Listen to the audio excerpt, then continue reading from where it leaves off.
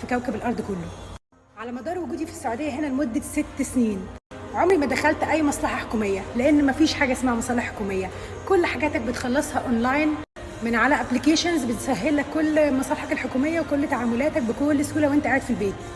مفيش حاجه اسمها شحططه وتنطيط عشان تخلص مصالحك، ولا في حاجه اسمها اطلع لمدام ميرفت ولا انزل لاستاذ عفاف. كل حاجه موجوده اونلاين على الابلكيشنز. الحاجه التانيه، سواء كنت مواطن او كنت مقيم، الناس هنا بتخاف من الحكومه جدا وبتعمل لها الف حساب. محدش يقدر يشتم حد اونلاين، ولا حد يقدر يشتم حد وهو موجود في وشه. محدش يقدر يتعدى عليك باي طريقه من الطرق. حتى لو حد ضايقك في الشارع بكل بساطه هترفع كاميرا الموبايل كانك بتصوره، حتى لو مش بتصوره بجد هيخاف، لانه عارف ان في حكومه هتاخد لك حقك. في كذا حد من صحابي تعرض لموقف هنا في الشارع وبيتصل على خدمه 911، الشرطه بتجيلهم في خلال 5 دقائق بالظبط، وبتفرغ الكاميرات اللي موجوده في الشوارع وبتعمل تحقيق، وحقهم بيرجع لهم في نفس اللحظه. مفيش حاجه اسمها انا مستنيكي تعالي انتي والظابط انا واقف مستني. تالت حاجه وهي مرتبطه باللي قبلها، بجد قد ايه بلد الامن والامان.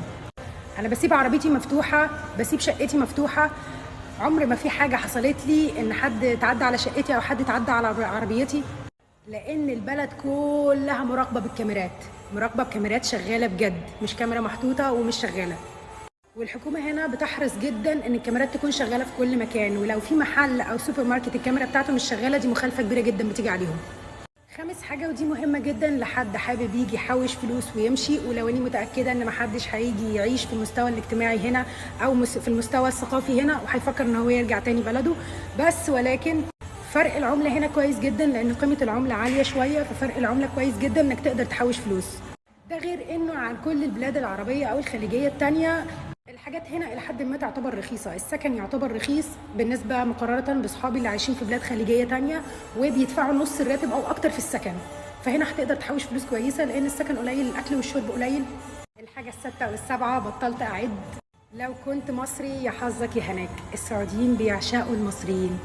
كل حد سعودي هنا شفته